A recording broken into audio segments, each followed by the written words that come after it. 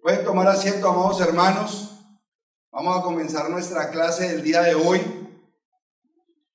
¿Quién me puede, por favor, dar una pequeña reseña en qué terminamos la semana pasada? Porque tengo dos clases y quedo como medio perdido. ¿Qué fue lo que dije aquí? ¿Qué fue lo que dije allá?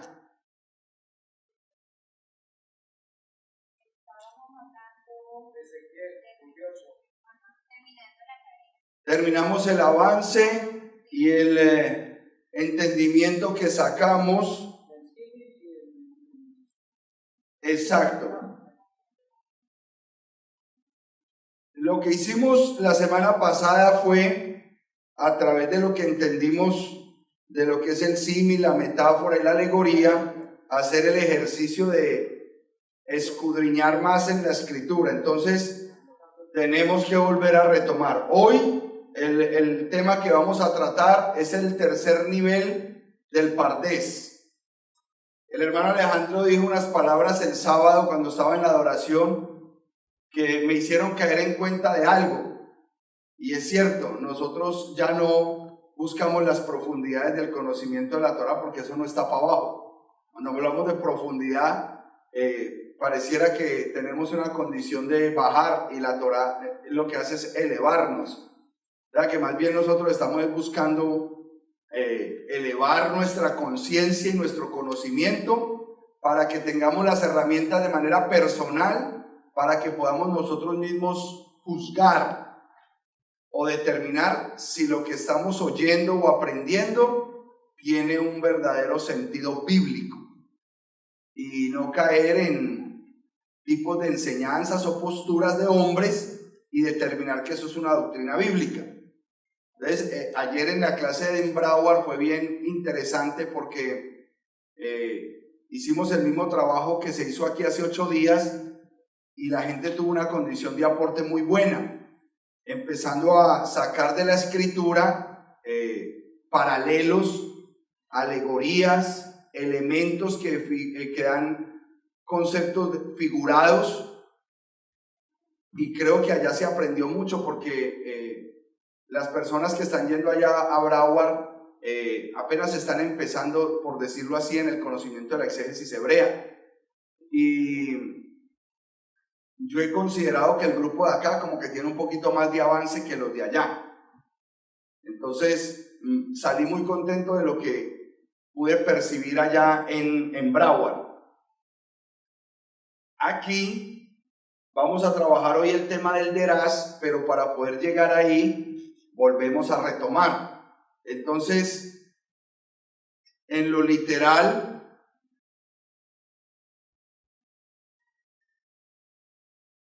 ¿qué tengo que tener yo en cuenta en lo literal cuando estoy leyendo un texto?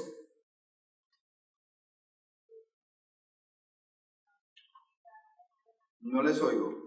Cogen el micrófono, por favor, que acuerden que por amor a los que están en la internet necesitamos sus opiniones. ¿Qué dice la hermana María Fernanda? ¿Lo objetivo del pasaje? No, ¿qué es el pechat? Lo literal. Un principio ineludible que nosotros vamos a tener en cuenta de ahora en adelante. Tenlo ahí, cuando otra persona vaya a hablar se lo pasan y el que se quedó con el micrófono lo guarda. Lo literal no puede cambiar. Lo literal debe mantenerse aún después de nosotros haber indagado en el resultado que hayamos podido sacar de ahí, pero siempre mantener lo literal tal cual es. Hemos llegado a unas definiciones delicadas, y una de las definiciones delicadas que hemos llegado es que nosotros no tenemos la certeza de que lo literal del Brit Hadashah sea realmente lo que se escribió en los originales, porque no existe el documento original. Hemos entendido que el pechat, que nosotros sí podemos asegurar que se mantiene firme, ¿cuál es? El del Tanakh.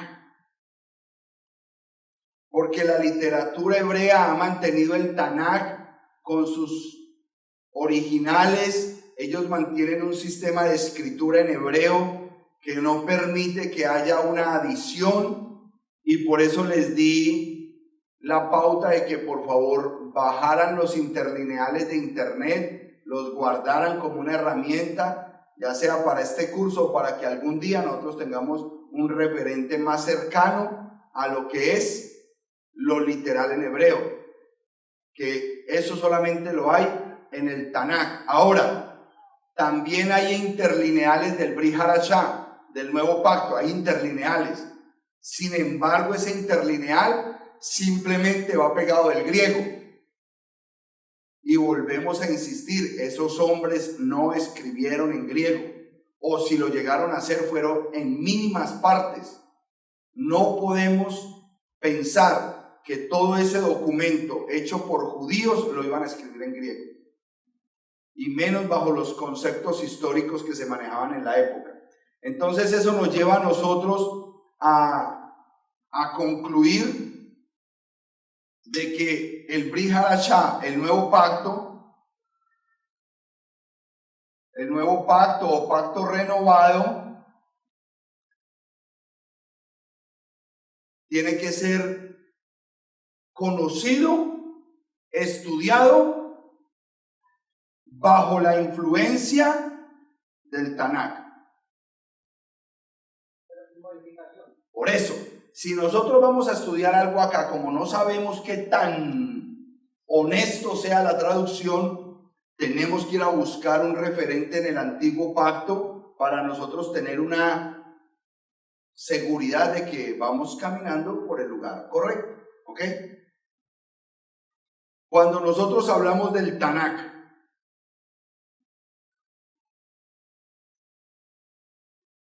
estamos hablando de la Torá, que lo conocemos, mal conocido como la ley de Moisés, mal conocido, porque cuando vamos a la ley de Moisés, dice, y Yahweh habló a Moshe diciendo, dile a Israel. Entonces no es la ley de Moisés. Moisés solamente fue un vocero, un instrumento de Dios para dar la información. Los profetas, los Neivim, los profetas, ¿cuál era su trabajo? Amonestar.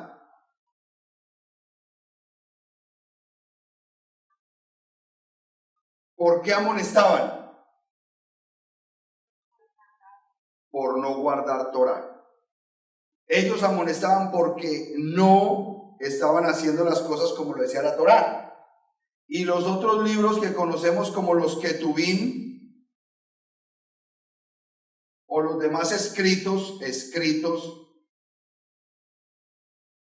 son una literatura hebrea completamente inspirada por el Ruach, que coincide con la Torá, eleva la Torá, defiende la Torá. Todo esto corresponde a una cultura de un pueblo, una cultura de Torá, de gente que obedecía. Entonces, ¿por qué les hago yo toda esta aclaración? Porque entonces lo que se estudia, dice o establece en el nuevo pacto tiene que tener su reflejo siempre en la Torá. Aquí se le estaba hablando a personas que vivían bajo este rigor, bajo esta cultura, y por lo que aprendimos en la prédica de la semana, de este sábado, al tener nosotros identidad de lo que estudiamos, sabemos que lo que el Mesías estaba rescatando era pueblo hebreo, que años atrás se había perdido, no importa, pero todo el que recibiera el mensaje del Mesías era ¿para qué? Para vivir conforme a todos estos conceptos. El Mesías no vino a traerle a los griegos una nueva religión, o a los romanos, o les vine a traer algo nuevo. No, Señor, Él no vino a poner nada nuevo. Él vino a decirles, ingresen nuevamente para que vivan como siempre debieron haber vivido. Punto. En eso se resume todo ese fenómeno. Con eso es que batallan las raíces hebreas. Ese es el principio de la raíz hebrea. Nosotros estamos rompiendo parámetros de que se vino a fundar una nueva religión. No se vino a fundar una nueva religión. Se vino a rescatar un pueblo perdido que dejó de vivir, como dice la Escritura que tiene que vivir. No más. No más. Si la persona no puede entender este fenómeno, debe vivir tranquilamente, sin problemas, bajo el concepto nuevo que se está enseñando. ¿Por qué se los estoy diciendo? Porque la idea de venir a las raíces hebreas es para aprender esto, no para venir a debatir esto. O sea, la idea del que llega al ministerio de las raíces hebreas no viene para rescatarnos de esto. Esta gente se devolvió. Esta gente se devolvió otra vez a lo viejo. Nosotros tenemos que estar claros en eso, porque si no, entonces no vamos a fluir con la misión que tenemos allá afuera. Restaurar el pueblo de Israel. El que viene acá, viene porque él anhela recibir esta información para vivir por ella. Muy importante ese punto. ¿Por qué? Porque el Derás tiene que ver con aplicar la Escritura a mi vida. ¿Qué es lo que yo voy a aplicar? Lo que vinieron a restaurarme a través del Ruach. El Eterno me movió a este camino para yo recibir restauración. Entonces, quiero tomar esa pauta para que podamos entender lo que es aplicable, porque ya el nivel de Derás es aplicar la Escritura a los conceptos de hoy, aplicar la Escritura y los mensajes a la vida de hoy. Esta tercera regla de interpretación del Pardés, el Derás, es la forma homotética.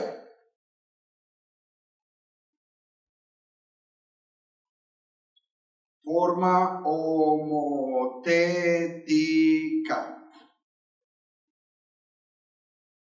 ¿Qué es la forma homotética? Para que de pronto ustedes lo entiendan más fácil.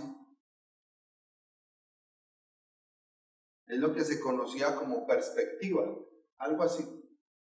Por decir algo, aquí yo dibujo un triángulo o una figura con estos tres parámetros y esa figura partió de un punto X. Usted que es artista, yo voy a dibujar eso más allá, basado en las mismas líneas de formación, basado en la misma fuente. Entonces estoy haciendo el mismo dibujo, con las mismas características, pero ampliado.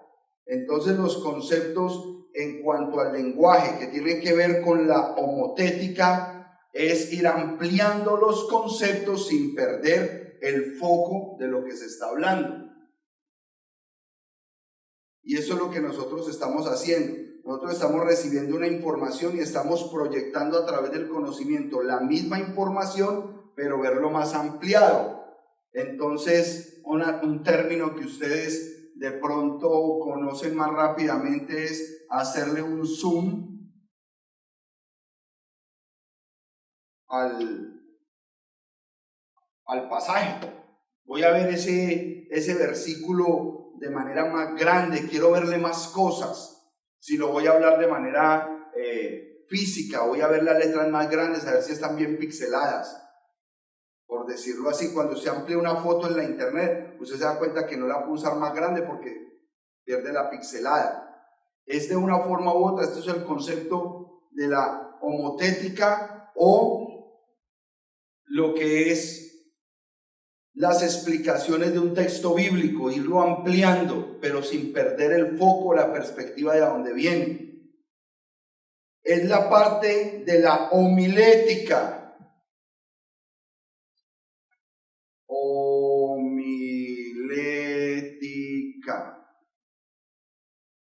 homilética es el estudio del sermón o el estudio de cómo se elabora un sermón o qué partes tiene un sermón. Entonces la homilética no tiene que ser un concepto netamente específico a seguir. Simplemente cada pastor, predicador, maestro puede tener su propia homilética. Tiene una característica específica y con eso es que se ha estudiado parte del Brit Hadashah. El que escribió lo analizan mucho porque en su homilética podemos darnos cuenta si esas palabras eran de Pablo, porque Pablo siempre escribía así o asá y utilizaba ciertos recursos, o posiblemente era otro. Entonces, de acuerdo al sistema homilético que tiene el mensaje o el sermón, buscábamos quién era el que lo había. Cuando usted conoce profundamente la Biblia y usted empieza a leer, usted se da cuenta cómo es el tipo literario de cierto personaje en la escritura. Entonces, por eso se define eso. Entonces, en ese caso, existen sospechas, por ejemplo, quién es el autor de la carta a los Hebreos. Porque pareciera que la homilética del documento no tiene los parámetros tan claros como nos lo muestra Primera, Segunda de Corintios, Efesios, Gálatas, de parte de Rab Shaul. Para todos nosotros rápidamente decimos que la carta a los Hebreos la escribió Rab Shaul, pero hay gente que estudia todos estos conceptos y posiblemente cabe la nota de que no haya sido él. Pero a lo que me refiero es a entender este tipo de conceptos que son muy importantes cuando yo voy a aplicar la definición de lo que estoy buscando en la Biblia. Es la parte homilética del texto, el mensaje espiritual. Esta palabra viene de la raíz hebrea deras, que significa buscar, investigar. De esta palabra también deriva la palabra midrash. Entonces, el fenómeno de lo que nosotros estamos haciendo, si yo lo aplicase aquí, esta figurita la conseguí en internet, me gustó como la vi así, para exponerlo de la homotética. Este vendría a ser ¿qué? El pechat.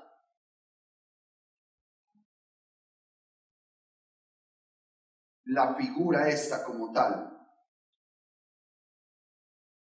vendrían a ser los parámetros alegóricos, o sea que este sería el remés.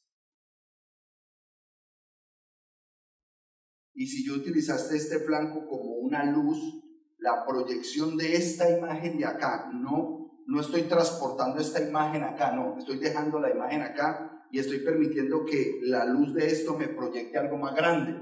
A eso le vamos a llamar el deras.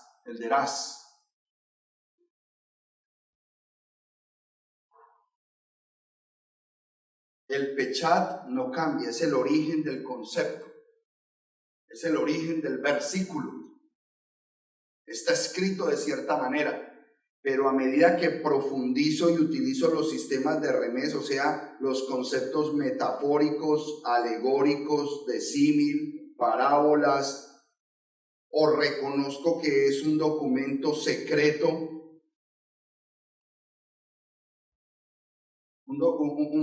un versículo secreto es, por tanto, escudriñad las escrituras porque ellas son las que dan testimonio de mí. Cuando me dice que escudriñe, ya me está diciendo, ahí hay secretos, vaya busquen, porque no toda la información está clara. Entonces, hay versículos así. El deras es proyectar esta información a mi vida, actualizar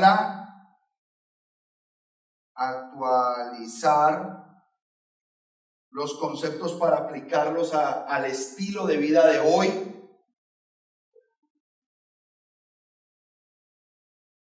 ¿Cómo yo voy a usar esta palabra en mi vida? Entonces, es una forma gráfica de que hoy entendamos qué es el deras.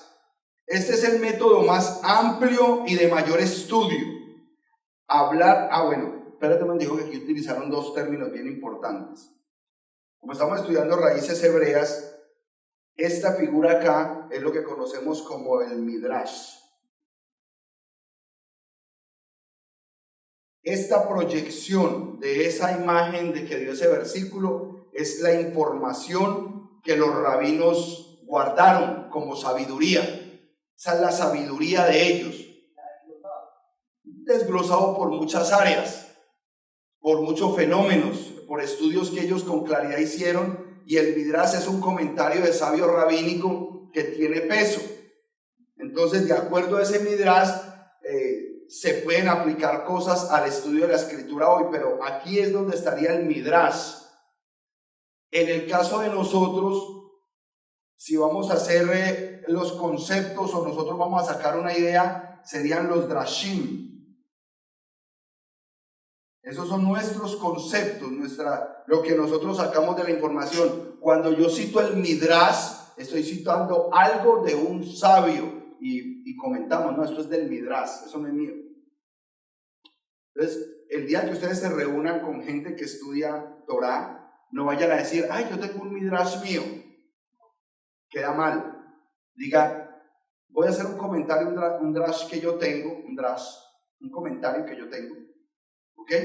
Importante para que de pronto no pasemos sino que conocemos lo que vamos a decir. Entonces, este es el método más amplio y de mayor estudio. Hablar de esta regla es hablar de una exégesis interpretativa. Aquí ya viene el resultado interpretativo. Es un resultado interpretativo.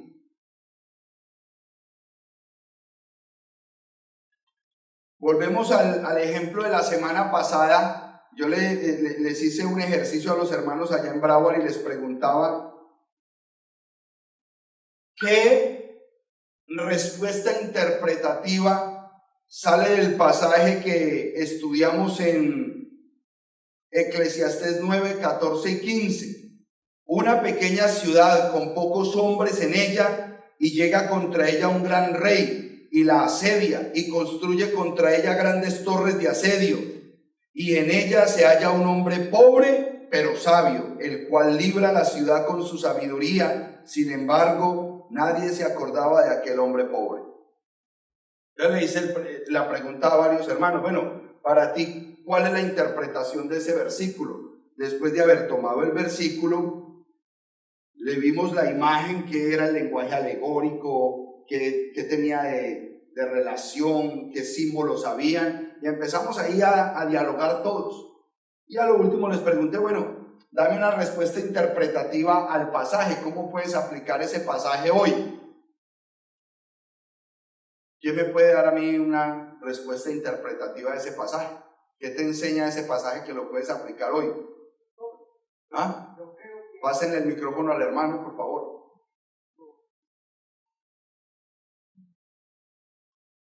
Yo creo que usando la razón y la sabiduría podemos seguir adelante ante cualquier tropezo.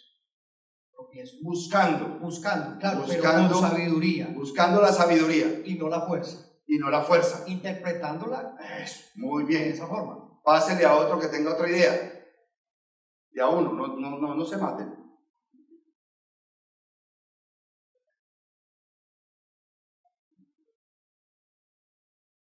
No hay más ideas, piensen. Vuelvo y leo. Una pequeña ciudad con pocos hombres en ella y llega contra ella un gran rey y la asedia y construye contra ella grandes torres de asedio, y en ella se halla un hombre pobre pero sabio, el cual libra a la ciudad con su sabiduría. Sin embargo, nadie se acordaba de aquel hombre pobre. Pase el micrófono a la hermana para que los hermanos en internet escuchen. Es que como era pobre, nadie le paraba bolas. No estoy diciendo que me hagas un resumen. Dame una idea interpretativa para aplicar a tu vida.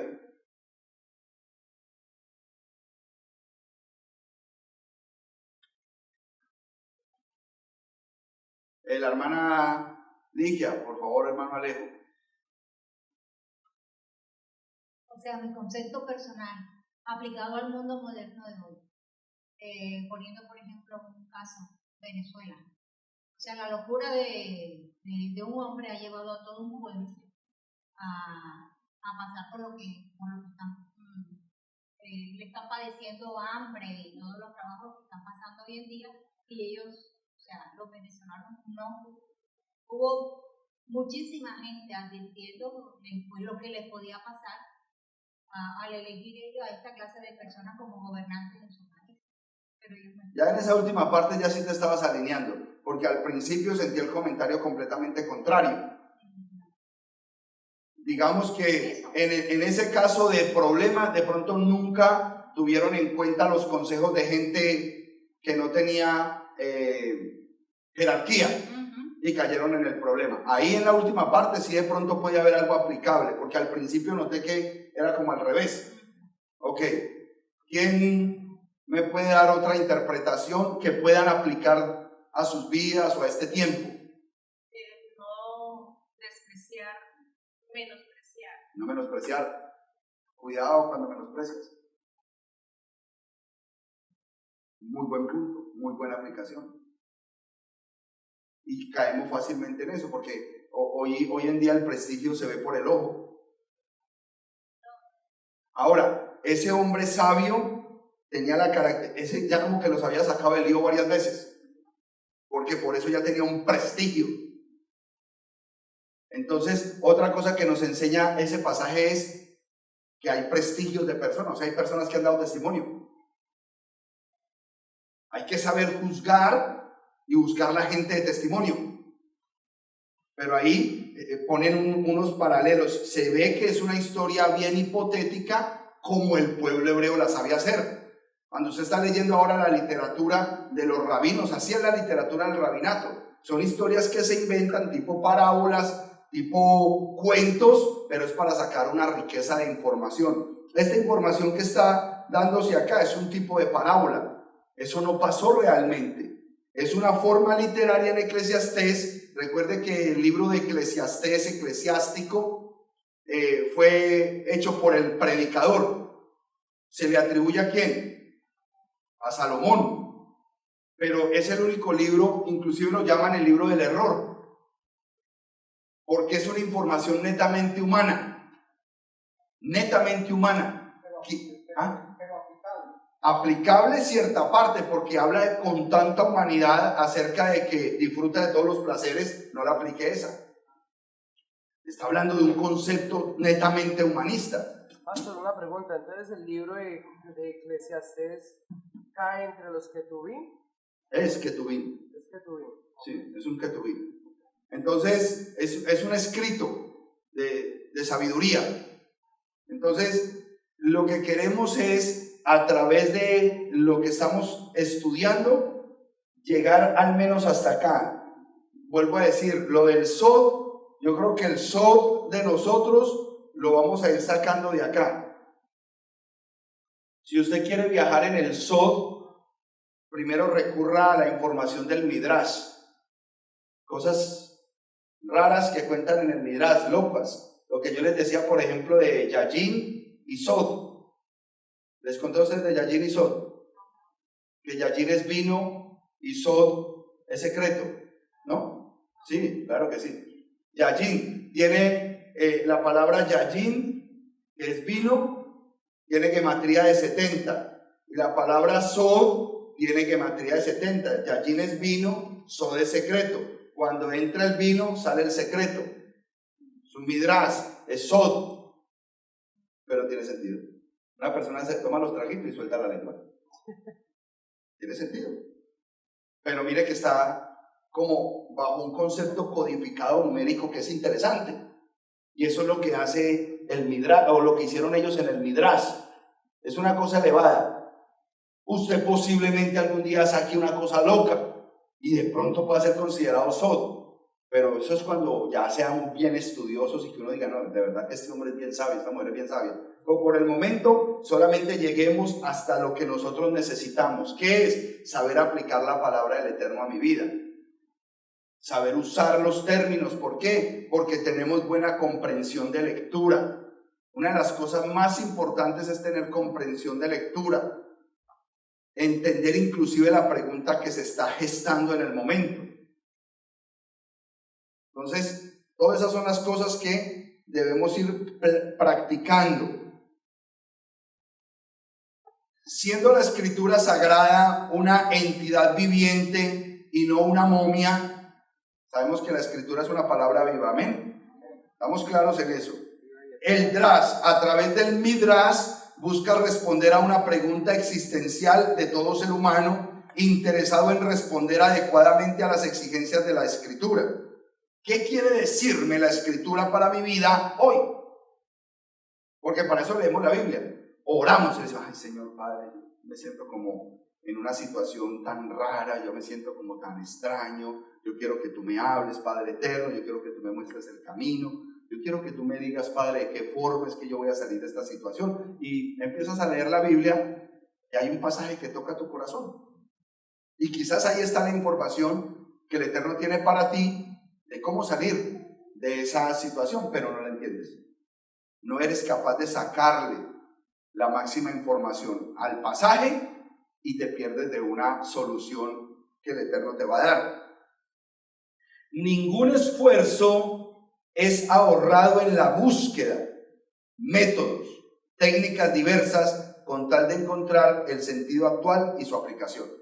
Eso sí debe ser importante. ¿Por qué? Porque el documento como tal es un documento muy antiguo. ¿Ok? Y lo tremendo es que culturalmente tiene que ser uno muy hábil para poder aplicar esa cultura a esta. Muy hábil. Tiene que haber mucha sabiduría para aplicar eso. Tiene que haber mucho sentido común, porque hay temas ahí que aquí chocan.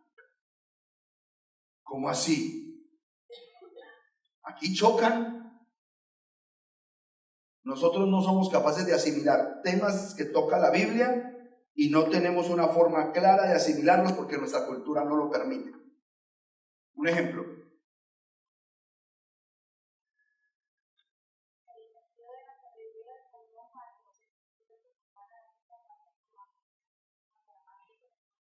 Los conceptos de sacrificios humanos. El micrófono. El concepto de los... Tenlo tú en la mano, Alejito, cuando terminen los hermanos de hablar. Los sacrificios.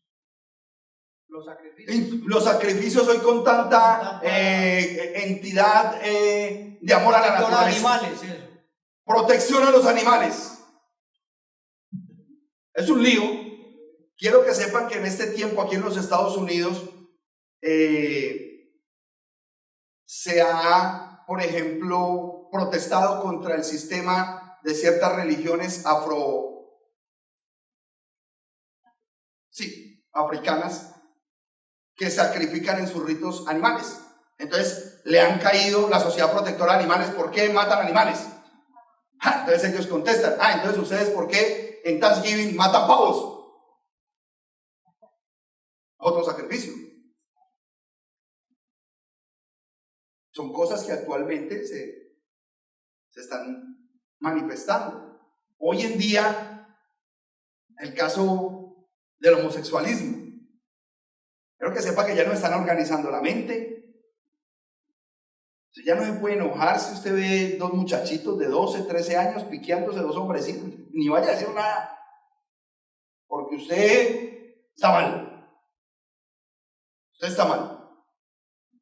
Usted es un intolerante. Por eso, esas cosas, eso es lo que queremos que nosotros podamos palpar hoy en día. La poligamia. Si tú me dices que atrás no he manejado poligamia, que eso no era poligamia, entonces yo no hay que era eso. Solucioname ese lío ahorita.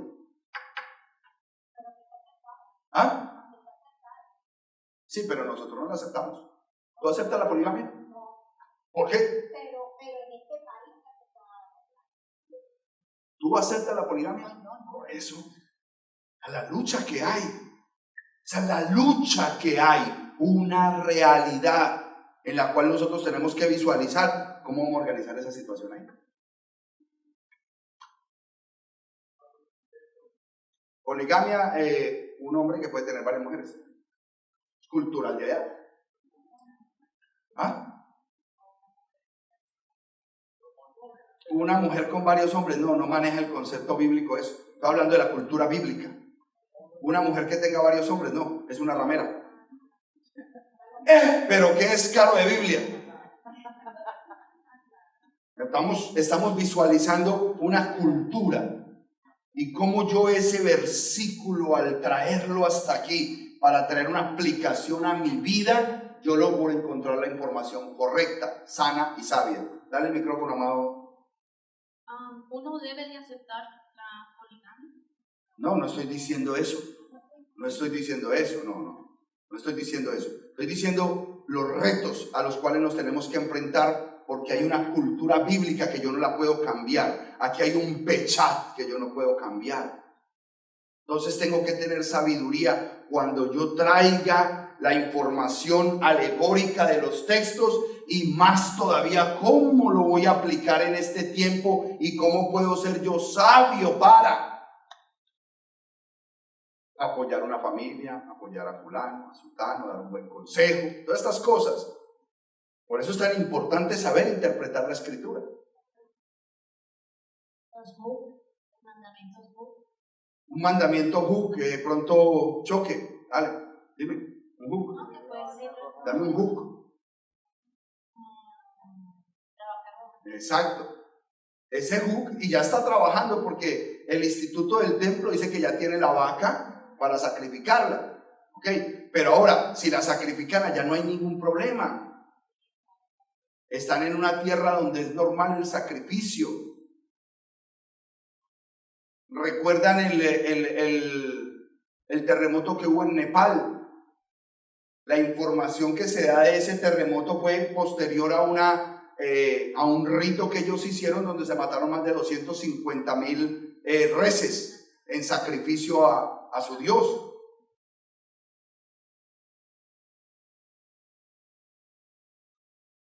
¿Cómo hace la Sociedad Protectora de Animales ahí?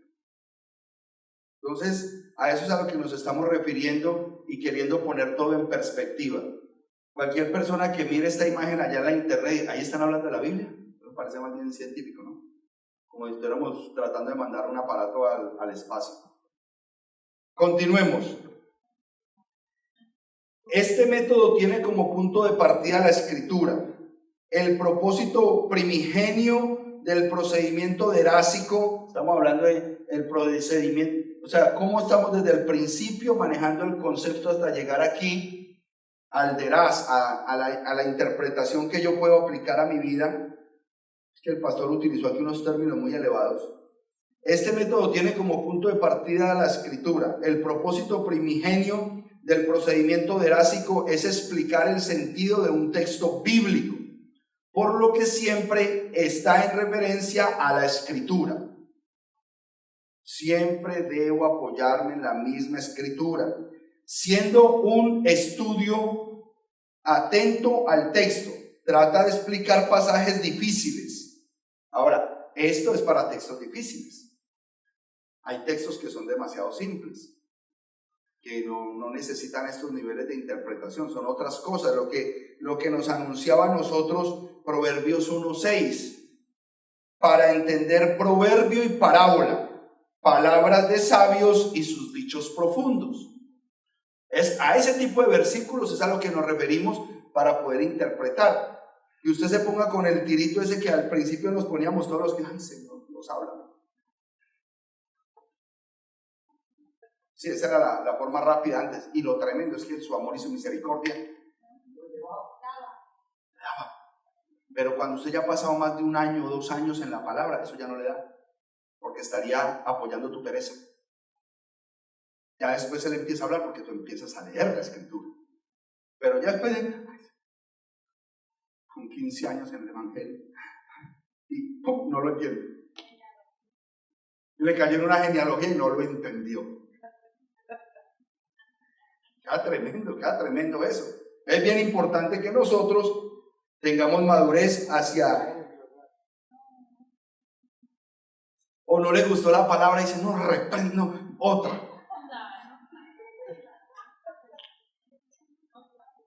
Sí, este no fue, me equivoqué de dedo. Sí. Siendo un estudio ante el texto, trata de explicar pasajes difíciles. Se preocupa de llenar lagunas. El objetivo es entender cosas que quedan como en el aire y que no tenemos la información para tener la idea completa. Es hacer más comprensible un texto, darle armonía al pasaje que parece contradictorio. Pasajes que como que son contradictorios. Aquí hablamos de un pasaje contradictorio. El de Judas, que había comprado un campo. Vamos a decir que lo compró él, si él devolvió la plata. Entonces eso parece contradictorio. Y entendimos a qué se refería el concepto, ¿no? ¿Sí recuerdan esa clase? Okay. Por eso se dice, no, por eso el pastor Diego Higuita dijo, no, por eso se dice en este tipo de sabiduría, raíces hebreas. Por eso se dice, el Nuevo Testamento es un midrash del Antiguo Testamento. El Nuevo Testamento es un midrash, es un comentario muy sabio de hombres que primero se les abrió el entendimiento directamente por el Mashiach, según Lucas 24:54. Que él en ese momento les abrió el entendimiento para que comprendieran las escrituras. Esos hombres hablaron de parte del Ruach. Pablo, Rab Shaul, ni se diga. Entonces, todo esto que se dijo en el nuevo pacto es los comentarios más elevados de palabras que se habían establecido. 24:45 o 54, uno de los dos. 24:45 o 54. 45. 24:45. Si la palabra está diciendo que esos hombres estaban completamente guiados por el entendimiento divino, créame que los comentarios que están en el Brit Hadashah definitivamente vienen de parte de Dios. Lo único que estamos discutiendo es el pechat de ellos. Punto. Lo que estaban diciendo venía de lo alto. Lo que estamos discutiendo hoy en día es si el pechat que yo tengo en mi Biblia le puedo hacer caso. Entonces, ¿cómo hago? Voy y busco allá en el Tanakh. Un ejemplo que yo había dado desde el principio, utilizando este mismo sistema como si fuese una proyección. Hoy en día, Apocalipsis 1:6, un ejemplo. Lo hago y quiero que me lo lean en una Reina Valera. Apocalipsis 1:6 aquí, en este tiempo.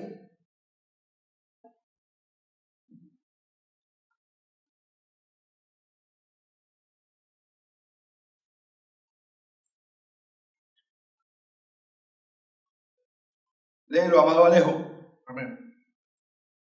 Y nos hizo reyes y sacerdotes para Dios, su Padre.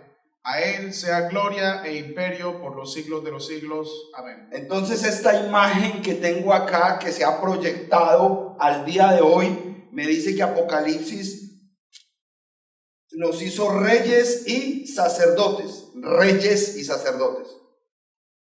Eso es lo que dice hoy la mayoría de las Biblias en nuestro sistema.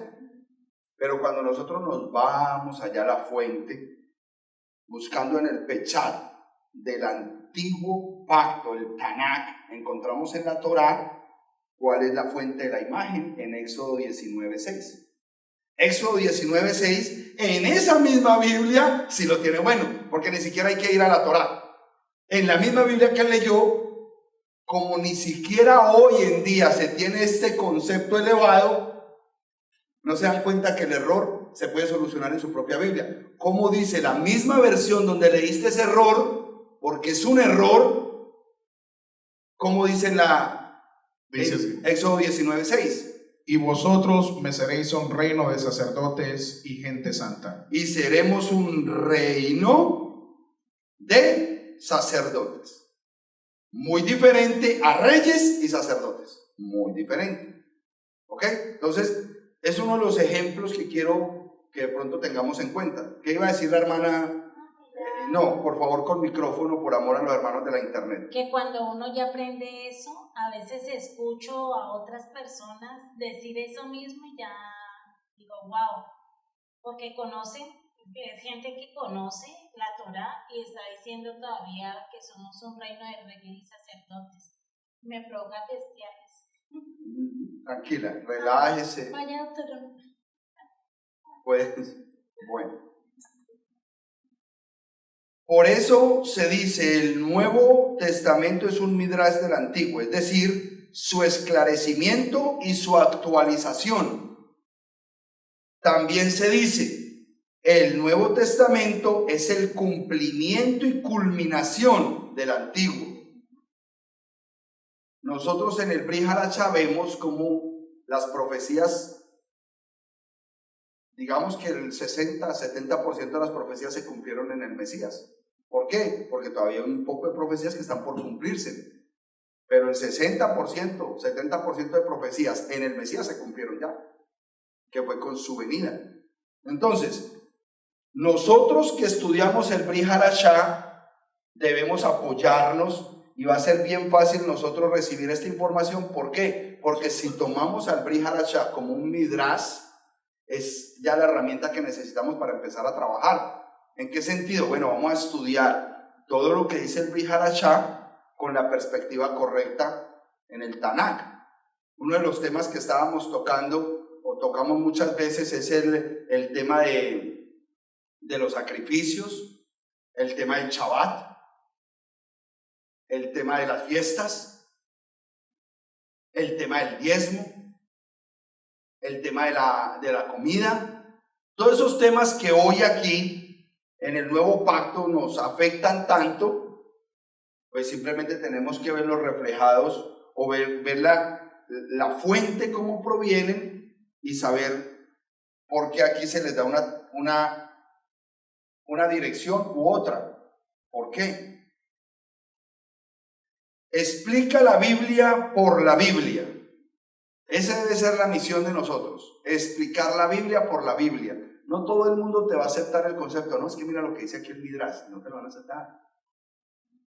Ya nosotros que sabemos qué es el Midrash y que es una herramienta muy valiosa, de pronto nosotros decimos, por decir algo, aquí cuando hay hermanos que dicen, no, el Talmud dice, nosotros podemos aceptar lo que dice el Talmud, porque sabemos hasta dónde puede ser beneficiosa la frase de ese Talmud, porque hay otras frases que no, pero hay personas que cuando tú le dices, no, es que el Talmud, ¿usted cree en el Talmud?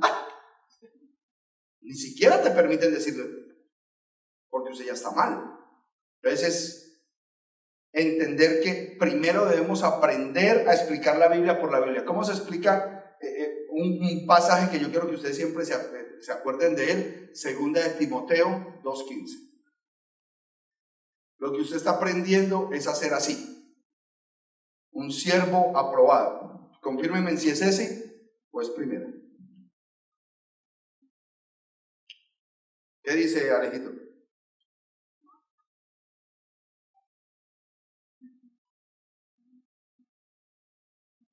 Procura. 2 de Timoteo 2:15. 2:15. Dice, procura con diligencia presentarte ante Dios aprobado como obrero que no tiene de qué avergonzarse, que use bien la palabra verdad. Que sepa trazar correctamente la palabra de la verdad. Muy importante que usted sea uno de ese estilo de siervos, que sabe trazar la Biblia correctamente, que sabe buscar, al menos, ¿no? Nosotros no tenemos que sabernos la Biblia de memoria, no, sería muy bueno, sería maravilloso, pero al menos que usted tenga las herramientas para decir, no, vamos a buscar en tal libro, primero vámonos por tal parte que allí se habla de tal tema y leer. No necesariamente te tienes que saber la Biblia, pero al menos saber dónde están las cosas y cómo está repartida la Biblia. Es un tema muy importante. Amén. Es característico del proceso derásico o de este nivel en el que estamos trabajando, el derás, poner el pasaje estudiado en relación con otros pasajes para aclarar y enriquecer su sentido. Entonces empiezan los conceptos de paralelismo. ¿Ok? El paralelismo es en un momento que yo estoy estudiando un pasaje, buscar pasajes similares a ese y hacer cuadros comparativos. El paralelismo es importante. Utilizo otro recurso de la misma escritura para poder entender, para poder conocer más, para que me enriquezca más el deseo que yo tengo, que me dé una información superior, sea recurriendo a pasajes aislados, a conjuntos de textos, a asociaciones temáticas, modelos o figuras de otros libros o lugares paralelos. Eso es buscar en todo el recurso bíblico todo aquello que me puede servir a mí para ampliar el concepto. ¿Quiénes son las personas que más usan todos estos recursos en el reino? Los predicadores. Ese es el trabajo todos los días de un predicador. Buscar en toda la escritura todos aquellos tópicos, todos los pasajes que tienen que ver con el tópico que quiere predicar. Yo quiero enseñar acerca de milagros. Vamos a buscar las cosas que son de milagros. Yo quiero hablar acerca de don del Espíritu. Vamos a ver qué era el Espíritu y los dones espirituales. Y yo creo que todos ustedes están llamados a predicar de una forma u otra. Por eso es bueno que anoten, porque si ustedes tienen los versículos al menos y las palabras claves, usted puede tener un formatico, un cuadernito, donde en un momento determinado usted le dice, vea, esta enseñanza es para usted, venga, anote estos versículos y yo le lo explico. Por eso es bueno anotar.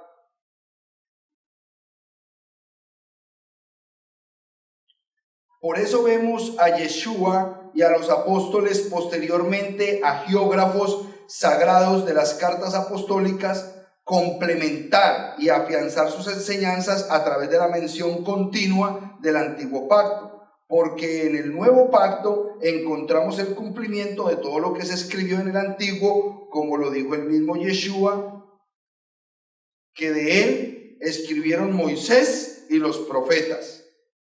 Entonces vamos a pasar el micrófono allá al hermano Patricio, quien me va a buscar Lucas 22:37, la hermana María Fernanda Juan 5:46, el hermano Tony Hechos 13:29, la hermana Judith Romanos 4:23.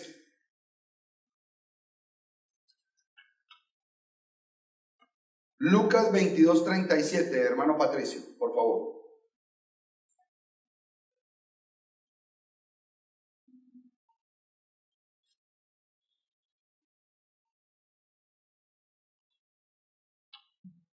Lucas 22:37. Porque les digo que es necesario que se cumpla en mí aquello que está escrito. Y fue contado con los malhechores, porque lo que está escrito de mí se está cumpliendo.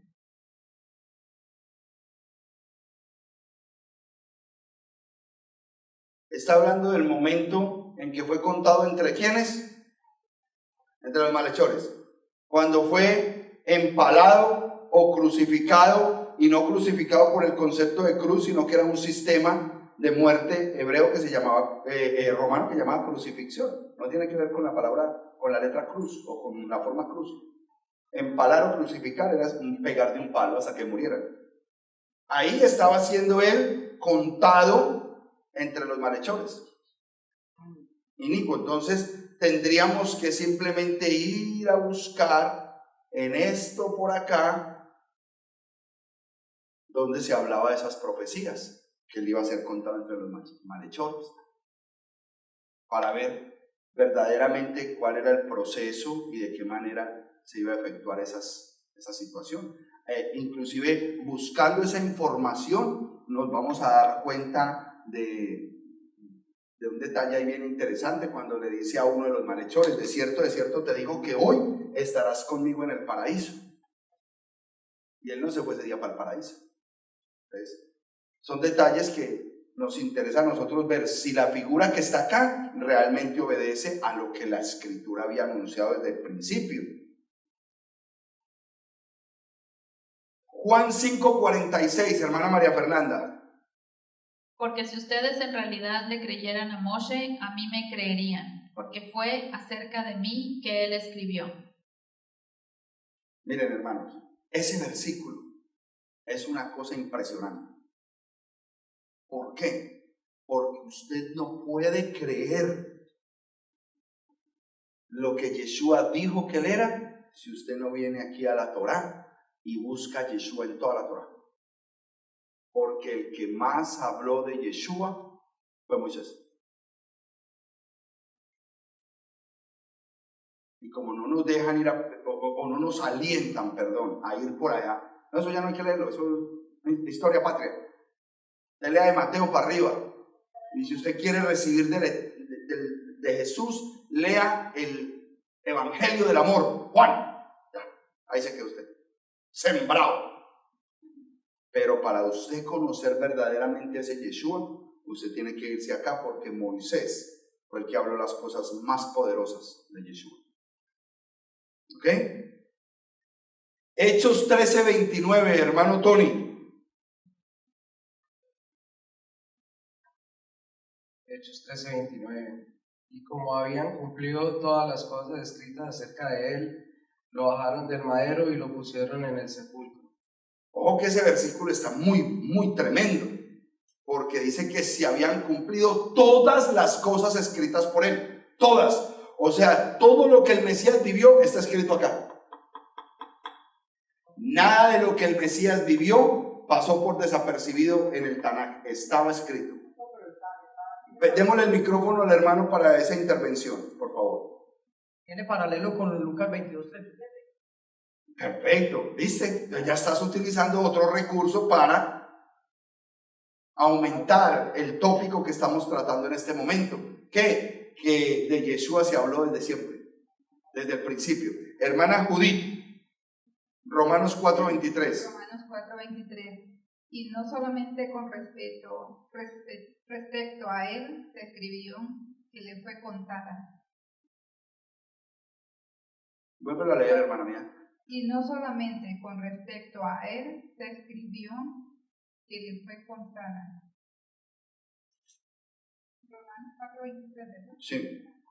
Desde hasta el 24 de pronto para que tengamos una mejor idea, pero lo que necesitamos es saber que de él fue que se escribió siempre. Sino también con respecto a nosotros, a quienes ha de ser contada, esto es, a los que creemos en él, en el que se levantó de los muertos, a Jesús nuestro Señor. Amén. Entonces, una referencia clara es comprender que todo estaba escrito en el Tanakh, todo. ¿Ok? 2. No tener temor de entender que todo lo que se lee en un momento determinado en el Brit Hadashah, en el Nuevo Pacto, no había sido escrito cuando se habló. Todo lo que está escrito en el Nuevo Pacto fue escrito 30, 40 años después. Una escritura mediata. Todo lo que fue escrito en el Tanakh es una escritura inmediata. Y créame que en la escritura mediata quedaron cosas. No es lo mismo una escritura inmediata a una escritura mediata. ¿Ok? Cosas que no se incluyeron. ¿Cómo nos damos cuenta nosotros de que hay cosas que no se incluyeron? Bueno, compare Marcos con Lucas. Ya. Nomás en el número de versículos, ya usted se da, de capítulos, usted se da cuenta. O compare Marcos con Mateo. Marcos resumió de una manera pero tremenda, porque solamente se gastó 15, 16 capítulos, mientras que Mateo se fue hasta 28 capítulos. Entonces, en ese proceso no todo el mundo escribió todo, se escribieron partes. Siempre encontramos en el Nuevo Pacto esta palabra o esta frase: escrito está. Es más, cuando el Mesías hablaba decía, escrito está. Por eso es tan importante nosotros volvernos rescatistas, ¿no? Gente que rescata el Tanakh, ¿cómo lo puedo decir? Escudriñadores del Tanakh, exploradores asiduos del Tanakh. ¿Por qué? Porque es que es el nuevo pacto lo que invita es a eso. Escrito está, escrito está. Uno de los pasajes más hermosos que hay con respecto a ese peso es cuando el Mesías es tentado en el desierto. Él ahí nos enseñó lo más poderoso que puede aprender un siervo del Eterno: a pelear, a orar, a declarar lo que está escrito. Esos decretos humanos no tienen el mismo peso que cuando usted dice escrito está, porque usted está diciendo yo me amparo bajo lo que está escrito, como dicen las escrituras, y dándose la suelta, como dice la escritura, pero no como dice la escritura o como dice Dios, el que madruga Dios le ayuda. No lo dice la escritura, pero es un concepto general. Entonces le hemos dicho a Dios o hacemos vocería de cosas que Dios dijo, pero no las dijo. Es lo que está escrito, por eso es importante leer lo que está escrito. El que madruga Dios le ayuda. Además de ser interesante, el estudio del uso del antiguo pacto en el nuevo pacto es de gran importancia para nosotros. Decimos esto por las siguientes razones.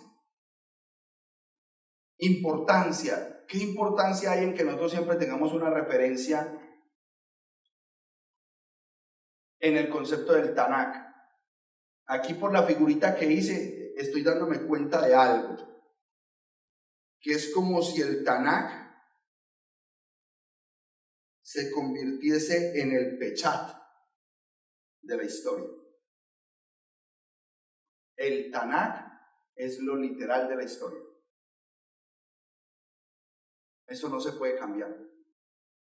El Tanakh no se puede cambiar porque eso es lo literal de toda esta historia. ¿Ah? A esa parte es a la que la Escritura dice que no se le puede quitar ni una tilde, ni una coma, ni se puede inventar, nada. Eso. Sí, pero de todas maneras, cuando usted por Torah, eso está escrito en la Torah. Si usted aprende ese principio en la Torah, que si no estoy mal está en Deuteronomio 4.2. Deuteronomio 4.2.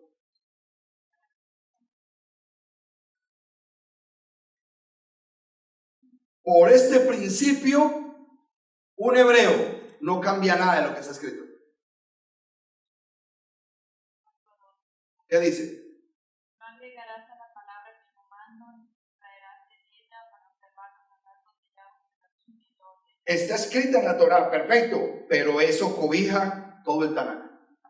Yo no estoy autorizado a cambiar las palabras proféticas de este libro, ni a cambiarle los salmos al hermano David. Yo no estoy autorizado para eso porque es una cultura hebrea. Es tan fuerte este principio que cuando ellos hablan, dicen que el Midrash es del rap Shapira, del rap fulano, del rap Ramban, porque es tan delicado ese detalle que ni siquiera se roban la autoría de la frase.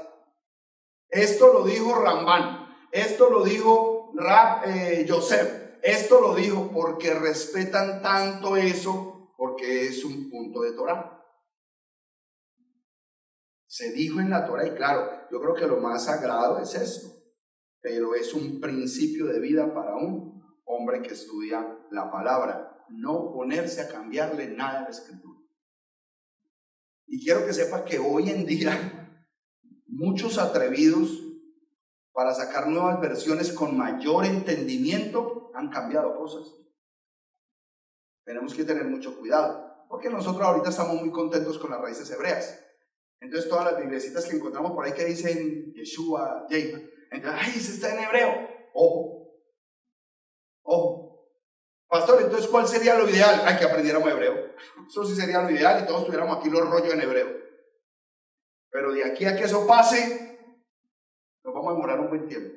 Entonces no avanzaríamos en lo que debemos avanzar.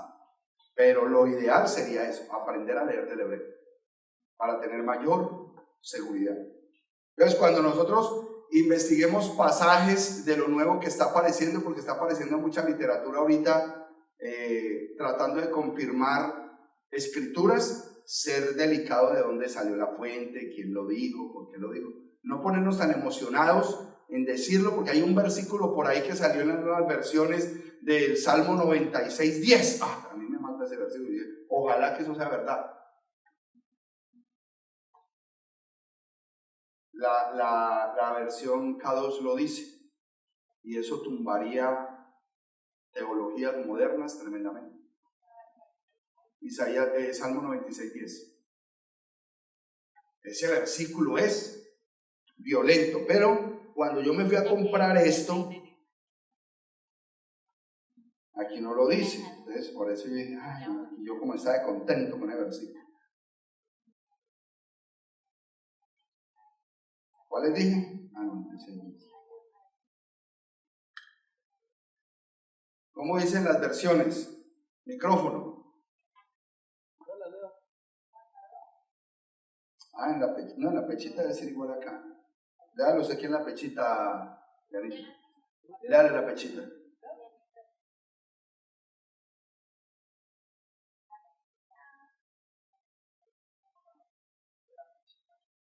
La pechita dice: digan entre las naciones, Yahweh reina. Ciertamente ha afirmado el mundo para que no sea sacudido. Juzgará a las naciones con rectitud.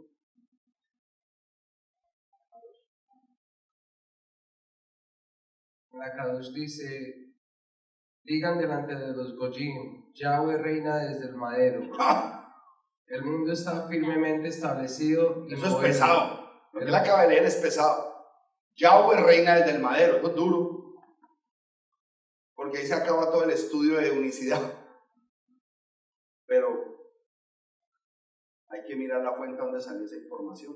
Porque dicen que son correcciones de Qumran. Pero cuando vemos material más antiguo, no lo dice así. ¿Ves? Son versículos que uno tiene que tener ahí en el tinterillo a ver cuándo es que sale la propuesta de que se encontró en un rollo antiguo. Pero eso está caminando hoy. La K2, que son correcciones de Qumran. Entonces tenemos que tener cuidado con todas las correcciones de Qumran, porque hay un atrevimiento fuerte. Si ese versículo es verdad, se acabó todo problema de unicidad, de Trinidad y de dualidad. Eso se acabó. Sí, es una buena información porque nos está esclareciendo muchas cosas, y ese es un papiro de Qumran.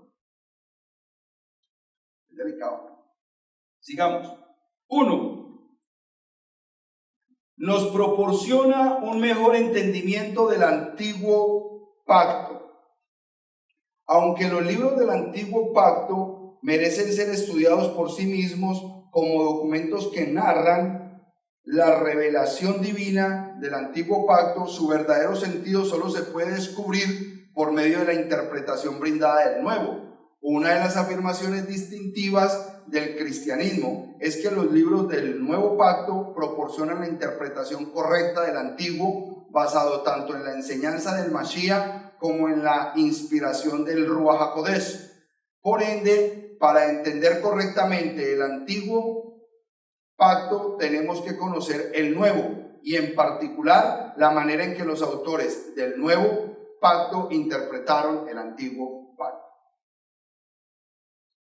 Aquí se resume todo lo que estábamos comentando de la importancia de hacer esa relación de conocimiento del antiguo pacto. ¿Por qué? Porque necesitamos entender la forma en que se pensaba en el momento que los hombres de Dios hablaban y decían y comentaban acerca de las pautas del Mesías, lo que el Mesías dijo, lo que el Mesías hizo. El mismo Mesías, cuando hacía sus comentarios de lo que él venía había venido a hacer.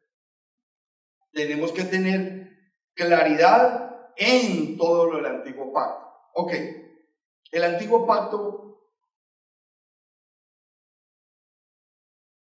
¿para quién o a quién fue entregado? Pueblo de Israel. Todo, desde la Torá hasta los profetas, porque los profetas eran de allá para amonestar a los de allá adentro. Los escritos eran las vivencias de los reyes y de los grandes sacerdotes y de los movimientos religiosos de la época de ellos. O sea que si hablamos del Tanakh, es una información netamente de ellos. Y cuando el Mesías viene enmarcado en el Tanakh, porque el Brit Hadashah no existía. Él viene enmarcado en toda la cultura religiosa de aquella nación, y en ninguna parte se dice que él se salió de esa nación a hacer otra cosa, que se fue para Siria a comentar, o que bajó a Egipto para hacer aquello, lo otro. Él se mantuvo haciendo su ministerio donde le tocaba hacer su ministerio, de donde era esa palabra y para quién era esa palabra. Todo era enmarcada, su vida y sus actos en el Tanakh. Cuando miramos los discípulos de él, igual. Aún el más avanzado en distancia que logró llegar a predicar, Pablo, Rab Shaul, pero siempre volvía al lugar de origen a guardar las fiestas, regresaba a Jerusalén, a darle cuentas a quienes, a los que estaban encargados del concilio en Jerusalén, pero todo enmarcado en torno al Tanakh. Entonces, ¿por qué con tanta facilidad yo le voy a dar crédito a que lo que esos discípulos y el mismo Mesías enseñaba era para crear algo nuevo que no tenía que ver nada con el Tanakh, ni con las normas que se habían establecido en el Tanakh? Todo estaba para eso. Todo dependía del mismo concepto que se manejaba en la Tanakh. Ahí estaba todo, y era para personas que vivían en ese círculo de Tanakh. Nada de lo que se hizo en el proceso del nuevo pacto era dirigido a otro tipo de personas. Lo que venían a hacer los que estaban fuera de todas estas normas era ingresar ¿a qué? A las normas del Tanakh. No decir que el Tanakh, entonces el Mesías vino y lo abrió y dejó una brecha por donde ya todo el mundo podía añadirle un poquito más. Entonces estaríamos cayendo en un ecumenismo primitivo. Entonces todo el mundo aporte lo que usted crea y sea bienvenido. No, eso se hizo en el 325 en Nicea. Ahí fue donde se estableció, venga y hagamos aquí todos una buena religión para todo el mundo y empecemos. Y se creó el catolicismo. Pero en la época del Mesías, no señor. En la época de los apóstoles, no señor. Todo giraba en torno al antiguo pacto. Todo. El micrófono para la hermana. Hay un pensamiento muy bonito acerca de eso que nosotros entendemos, esa parte que dice que cuando Yeshua murió, el velo del templo se rasgó en dos, de arriba abajo. Entonces, con eso nosotros hemos dicho, oh, qué maravilloso, podemos entrar confiadamente al trono de la gracia. Pero no nos hemos puesto a pensar que si solo se rasgó el templo, no dice que quitó la menorá, el candelabro y todo lo que iba previo a llegar a la tela. Sí, si hubiera quebrado, si hubiera derretido la menorá, si hubiera partido. Desde la puerta. Entonces, eso, como no entendemos ni sabemos, pensamos que llegamos directo al trono de la gracia y nos saltamos todas las partes que debíamos pasar. Y eso no puede suceder. Es lo que hemos aprendido acá en este simple ejercicio del Pardés, que increíblemente nosotros, bajo el concepto cristiano, lo que primero recibimos fue el Sod. Usted se pone a analizar la mente de un cristiano y es puro Sod, puro misticismo, cosas por ahí elevadas. Nos saltamos todo lo primordial. El pechat, lo literal, no lo saltamos. La interpretación alegórica no la saltamos porque le damos unas alegorías tan ridículas a la escritura que no tienen nada que ver con el contexto. Y la aplicabilidad ni se diga. Empezamos pues por el sol, no. Nosotros estamos retomando el orden para respetar lo que estaba escrito en el momento que el Mesías vino. Y lo único que estaba escrito era el Tanakh. Hoy reconocemos que el nuevo pacto es la confirmación hermosa de todo lo que se había dicho que en él se iba a cumplir. Y eso es lo que ha aumentado en nosotros el nivel de fe, en entender que las profecías que faltan por cumplirse en pocos años, porque quiero que sepan que es en pocos años que esto se va a terminar, estamos confiados en que nosotros formamos parte de esos planes de bendición. En este tiempo la humanidad está pasando por los momentos más encumbrados de maldad. Y lo tremendo es que está siendo ya autorizada por los gobiernos. Antes el gobierno detenía maldad. Hoy el gobierno promueve por decreto la maldad. La hace legal. Ojo, pónganse a pensar en eso. ¿Por qué? Porque eso va a llevar a la humanidad a los tiempos más dañados. Como dicen los cubanos, la calle está mala, pues va a estar peor. Delicado lo que se le avecina a la humanidad, porque ya se está quitando toda restricción y se está poniendo legal la maldad. Legal. Segunda pauta de importancia. ¿Cuántas pautas me quedan? Nos proporciona un mejor entendimiento del nuevo pacto. Dado que el nuevo pacto fue escrito a la luz del antiguo y sobre la base de esa revelación divina, los 27 libros del nuevo pacto no pueden entenderse aparte de una investigación del antiguo. Por ende, un estudio de manera en que los autores del nuevo pacto interpretaron el antiguo pacto nos brindará un mejor entendimiento del nuevo. Uno de los escritores del nuevo pacto que haya escrito totalmente ajeno al antiguo pacto. No existe. No existe. Ni siquiera el historiador o el médico que investigó Lucas maneja conceptos que vayan ajenos a la Torá. Comentando sobre la importancia de conocer la literatura rabínica del primer siglo, Alejandro Díez Macho afirma: si la información que proporcionan tales obras tampoco es posible comprender, sin la información que proporcionan tales obras tampoco es imposible comprender en profundidad el nuevo pacto, ni investigar con éxito muchos de sus problemas, pues el nuevo pacto fue escrito por judíos.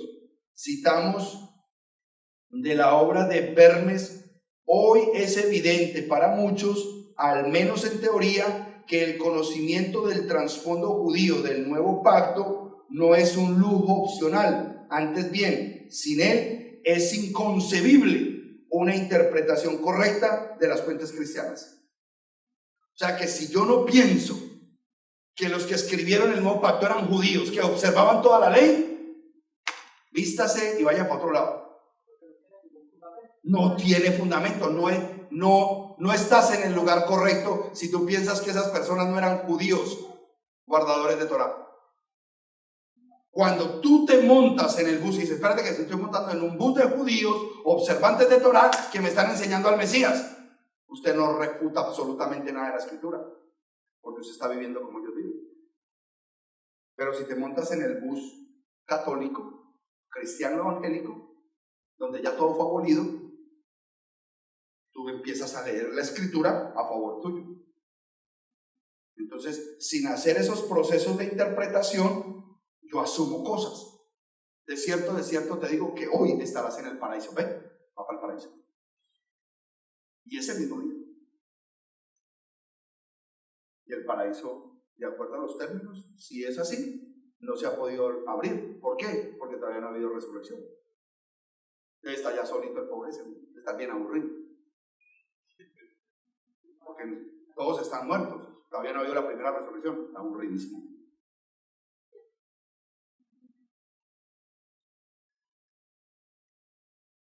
Tres, nos permite entender cómo el Mashiach interpretó el antiguo pacto. La interpretación que los autores del nuevo pacto dieron a los textos del antiguo pacto se basa sobre la interpretación dada por el Mashiach mismo. El Señor pasó 3 años enseñando a los discípulos la palabra de Dios. Su enseñanza se basaba en los escritos del antiguo pacto. Vamos a imaginar, pero imaginemos. El Mesías en la sinagoga. No, abramos el libro de los Hechos. El Mesías en la sinagoga. Bueno, vamos a hablar de segunda de Timoteo.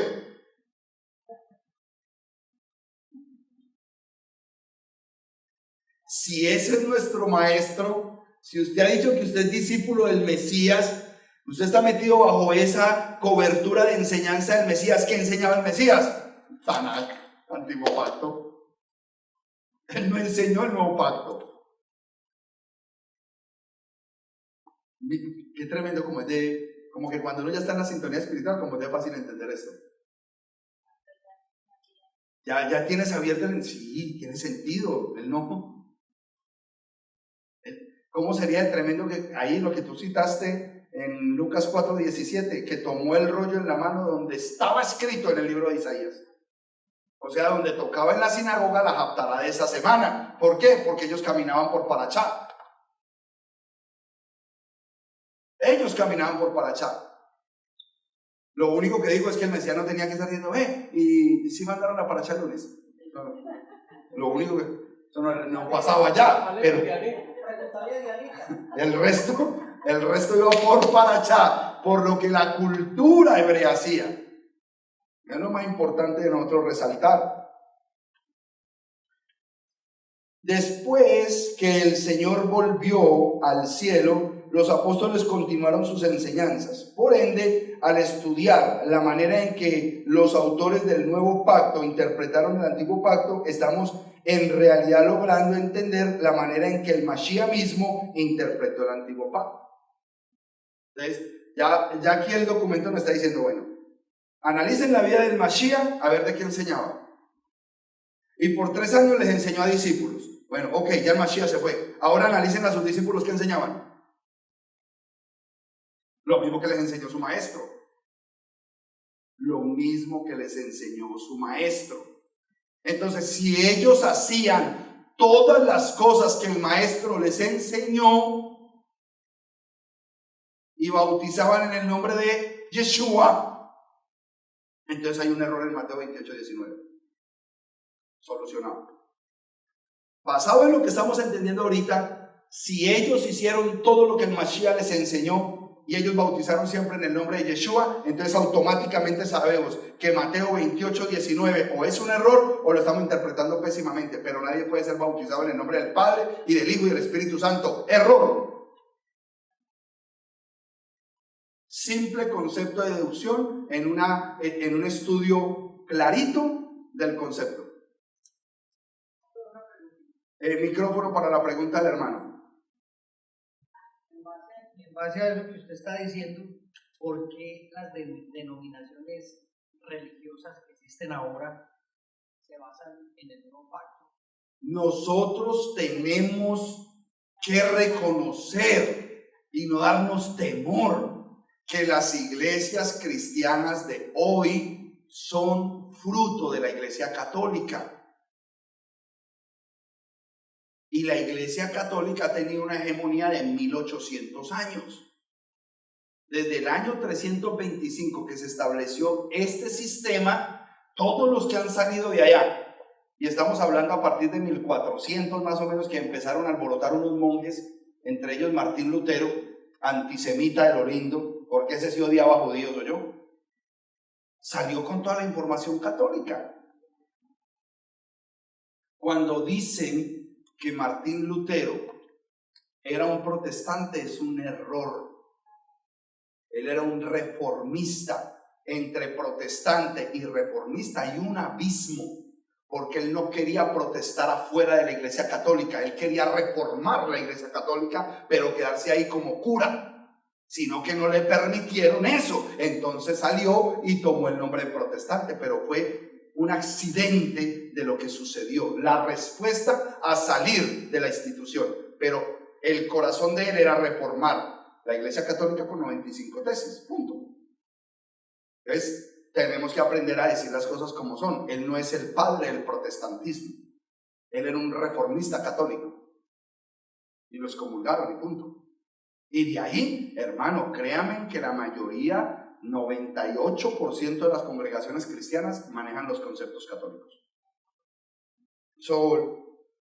Olvídate. Hoy lo estamos viendo. ¿Por qué hoy lo estamos viendo? Porque para esas entidades el ecumenismo está siendo muy fácil. Los grandes pastores evangélicos, protestantes, hoy se están uniendo a la Iglesia Católica por montones. Fácil. Entonces quiere decir que nunca habían roto sus lazos. Sigamos. Cuarto, nos permite entender cómo los apóstoles interpretaron el antiguo pacto. Aunque los discípulos basaron sus enseñanzas en las interpretaciones del Mashiach que había dado del antiguo, ellos no se limitaron simplemente a repetir esta enseñanza, sino que ampliaron su base interpretativa, es decir, a la par que salieron predicando el evangelio, el Ruach HaKodesh les dio a nuevas interpretaciones del antiguo pacto. Estas interpretaciones apostólicas complementaban la interpretación dada por el Mashiach al antiguo pacto. El estudio del uso del antiguo pacto en el nuevo pacto nos permite entender la manera en que los apóstoles continuaron y extendieron la interpretación del antiguo pacto bajo la dirección del Ruach HaKodesh. Un ejemplo de eso, ¿cuál es?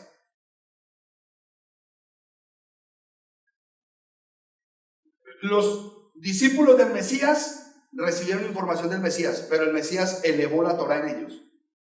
Él dio interpretaciones que rompían con los parámetros, no con la Torá, sino con el parámetro interpretativo de los anteriores. Y empezaron a enseñar cosas aún más tremendas, sin salirse de la Torá. ¿Cómo cuáles?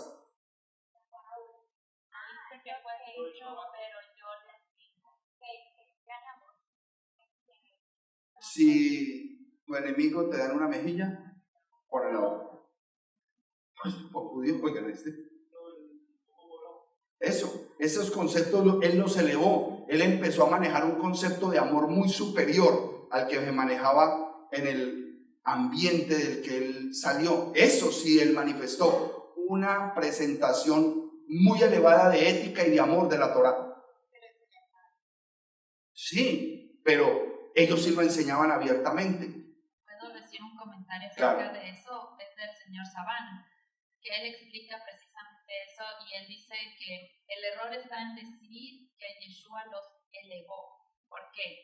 Porque el cristianismo lo ha tomado como base para el cristianismo de decir que lo que él enseñaba era más elevado que lo que estaba en la Torá. La ética sí. Y entonces, el señor Sabán dice en su libro, lo que Yeshua hizo no elevó el mandamiento, sino que la ética de la Torá lo exigió a un nivel más alto. Exacto. Entonces, Cuando hablamos de ética, estamos hablando de algo mucho más arriba, pero éticamente, no de mandamiento, no tiene nada que ver. La ética, cuando hablamos de ética, tenemos que tener en cuenta a Shammai y a Hillel. Ellos dos eran contemporáneos y cuando estudiamos acerca de ellos, vemos cómo uno de ellos era más tranquilo en cómo guardar los mandamientos y el otro era más riguroso en ciertas cosas y elevaba más el concepto y para él era importante. Ninguno de los dos estaba mal. Lo mismo hizo el Mesías en su forma de enseñar. Estableció unos niveles de ética muy buenos, mejorando, no cambiando. ¿Ah?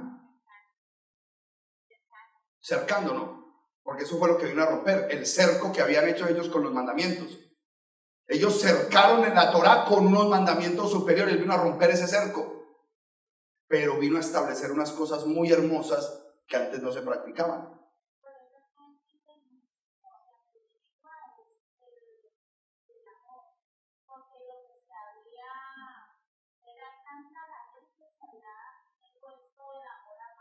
la misericordia, la justicia, eso ya no valía porque era más importante la letra. Amén, amén. Había tanta palabra para enseñar un mandamiento. No, lo que pasa es que en la forma de enseñanza hebraica, el concepto de parábola era manejado por los rabinos, era algo natural en ellos. Siempre contar una historia natural para que luego el alumno pudiese interpretar el principio espiritual. Es una forma de enseñanza de ellos y siempre transcurrió así, de historia en historia. Lo vemos con Sansón. Sansón contó un enigma todo raro ahí para esconder algo. Lo del león que tenía el panal de miel en el vientre. Bueno, formas hebraicas de enseñar. Continuemos. Cuarto. No, ya lo leímos.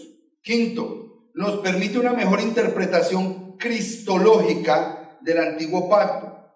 Los judíos afirmaron que todo el antiguo pacto apunta a la venida del Mesías. Por ende, ellos estarían de acuerdo al decir que todo el antiguo pacto es de carácter cristológico, mesiánico. La palabra en el caso sería mesiánico. El aporte distintivo de la congregación cristiana o de la iglesia cristiana es que el antiguo pacto debe interpretarse a la luz de la afirmación de Yeshua el Mesías. Por ende, ante la revelación que tenemos del Mashiach en los evangelios, podemos volver al antiguo pacto y leer los 39 libros a la luz de la convicción que Yeshua de Nazaret es el Mesías.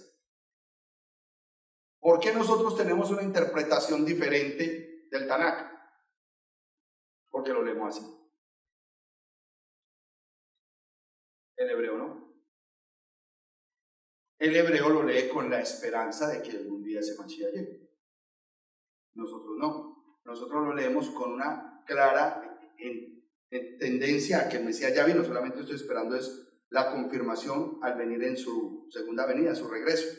Entonces, cuando me habla de un Mashiach, inmediatamente yo me voy al madero, al que hizo aquello, al que hizo lo otro. Entonces eso a mí me da una oportunidad de entender con mayor facilidad el antiguo pacto, que no la tienen aquellos que no confirman ese concepto. Hoy en día hay un video de un ministerio que está evangelizando allá en Jerusalén y le está preguntando a los judíos que van a las sinagogas: ¿usted ha leído el Isaías 52?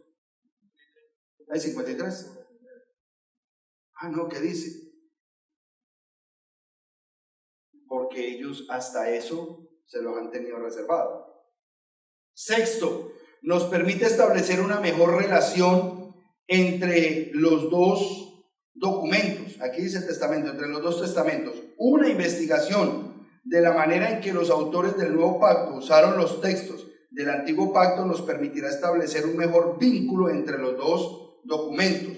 Los grandes teólogos protestantes afirman que los dos documentos son inseparables. La pregunta es, ¿cuál es la relación entre los dos documentos? Una investigación acerca del uso de los autores del nuevo pacto hicieron del antiguo pacto nos permite establecer mejor la relación correcta entre uno y el otro. Una investigación acerca del uso que los autores del nuevo hicieron con respecto a toda la información de la que se apoyaron en el antiguo nos va a permitir establecer mejor esa relación correcta entre uno y el otro. No existe ningún autor del nuevo pacto que no haya tenido una referencia del Tanakh o que no haya hablado de la forma en que se habla en una cultura de Tanakh. Muy importante eso. Esto nos ayudará a valorar más el antiguo pacto como el documento fundamental de nuestra fe cristiana. Este debe ser el fundamento, no el nuevo pacto. A lo largo de los años, uno de los peligros latentes en la iglesia cristiana es la de menospreciar los libros del antiguo pacto y relegarlos a un estudio de simple interés histórico. Esto es un graso error. Si el nuevo pacto no puede entenderse bien, aparte del antiguo pacto, entonces debemos procurar ser mejores estudiantes del antiguo pacto. Al lanzarnos al estudio del uso del antiguo pacto en el nuevo pacto, estamos apuntando a ello. Confiamos que dichos estudios nos ayudarán no solo a entender mejor el antiguo pacto, sino a valorarlo más como un documento fundamental para la fe. Asimismo, el nuevo pacto contiene 993 referencias individuales del Antiguo Testamento, según registro griego de Nestlé. Como también se entiende que el Antiguo Testamento contiene un total de 456 profecías respecto al Mesías. De estas, 75 se encuentran en el Pentateuco, 243 en los profetas y 138 en los escritos y en los salmos. En otros lugares de la escritura, en el antiguo pacto, también hay referencias implícitas de la iglesia y del Mesías. Por eso, ningún estudio serio del nuevo pacto se puede llevar a cabo si se ignora la naturaleza específica del pensamiento hebreo y el suelo en el que tuvieron su origen el nuevo y el antiguo pacto. Ejemplos de drash o midrash en el nuevo pacto. Estos ejemplos los dejamos como tarea. Los va a estudiar y los vamos a compartir la próxima semana, pero ya terminamos el documento de reglas exegéticas, por fin. Entonces, hermana mía, me haces la listica para que solamente se los mandes a los que están aquí y a los que están en la pantalla, que hayan hecho las clases, reglas exegéticas. Ya lo tenemos, ¿cierto? Ok. Ese lo mandamos y la próxima clase vamos a compartir los comentarios que ustedes hagan de los pasajes que están ahí en la última partecita. ¿Ok? Mañana mismo les los podemos mandar para que tengan esa información, amada Catherine. ¿Alguna pregunta, alguna inquietud antes de orar, amados hermanos? ¿Todo claro o quedaron como perdidos?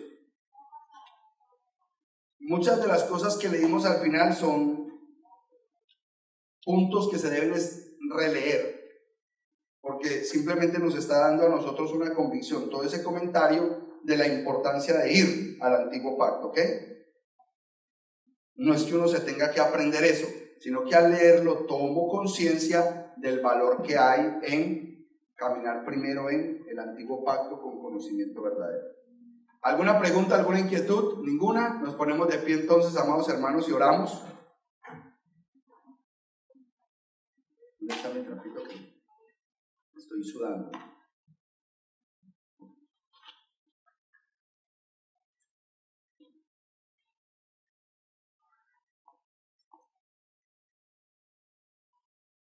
Le damos gracias al Eterno por este tiempo de bendición. Tenemos peticiones en nuestra congregación, especialmente de salud para algunos de los hermanos. Ya lo hemos puesto delante del trono de la gracia. Pero si alguno tiene una petición extra, sería bueno que la expresara para que el Eterno tome nota. Dice el Pirkei de Avot, la mano del escriba está escribiendo, la mano del tendero, dime. Muy bueno, me alegra mucho esa petición. El que pide conforme a su voluntad le será dado, dice la Escritura. ¿Alguna otra petición? Entonces vamos a orar. Alejito, ¿quieres orar tú, por favor, para cerrar?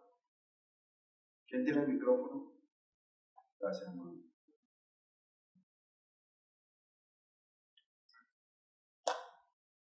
Padre, te damos gracias esta noche, Señor. Gracias, Abacados. Gracias, amado nuestro, por tremenda enseñanza que nos has traído de parte de Gracias, Dios, Padre. porque esto viene de los cielos, amado. Gracias Por tu Torah. Amamos tu Torah, queremos vivir tu Torah. No solamente estudiarla, sino vivirla, llevarla a cabo, Señor, porque sabemos que es de bendición para nuestras vidas. En el nombre de Te Yeshua. bendecimos, te honramos, te glorificamos, amado nuestro. Aleluya. Gracias, Señor, te damos la gloria, la honra y todas las gracias, Señor, por esta Toda rabado en Yeshua. nueva semana que empezamos, Señor. Toda rabado. Que sea tu mano protectora siempre estando en medio nuestro, Señor. Guárdanos en el hueco de tu mano, protégenos en estos tiempos malos, Señor. Te ponemos delante de ti las peticiones de salud. Te pedimos en el nombre de Yeshua, Señor, por nuestra hermana Rosemary, Señor. En el nombre de Yeshua. Está delicada de salud, Padre mío. Tú sabes muy bien nuestras peticiones mucho antes de que nosotros las pongamos delante de ti. Amén. Así que un manto, un óleo, Señor, de bendición en su vida, Señor, en su salud. Lo mismo para la hermana Tania también en Medellín. Bendice su salud, Señor. Bendice Cúrala cada prontamente, siervo, Padre, Señor. que En el nombre de Yeshua, cualquier hermano que esté en necesidad de Jesús. salud esta noche, Señor. Aquí en medio nuestro, Señor, tú te vas a mover. Poderoso. Tú vas a enviar Glorifícate, Padre, tu aliento de vida, Señor, para que toque lo más profundo de nosotros, para que crecer. tú sabes muy bien que lo que necesitamos, amado mío, en el nombre de Yeshua, Señor, cura, restaura, porque un pueblo, Señor, que anda en Torah no tiene por qué estar enfermo, Señor. Aleluya. Cualquier espíritu que se quiera levantar en medio de tu pueblo en contra de la salud de tu pueblo, Señor, lo reprendemos y lo echamos fuera. En el nombre de Yeshua. Te bendecimos, te honramos, te glorificamos. Y ahorita nos vamos para nuestros hogares, Señor. Activa tus ángeles para que vayan delante de nosotros como poderosos gigantes, Señor. En el nombre de Yeshua HaMashiach, un pueblo gozoso te dice amén. Amén y amén. Gloria al eterno Rey. Amados hermanos, el eterno los lleve con bien. Quiero decirles algo. El sábado les voy a explicar lo malo que está eso allá afuera. El sábado se lo voy a explicar. Pero les informo. Necesitamos orar más. Necesitamos orar más. Lo que está pasando allá afuera espiritualmente es muy malo.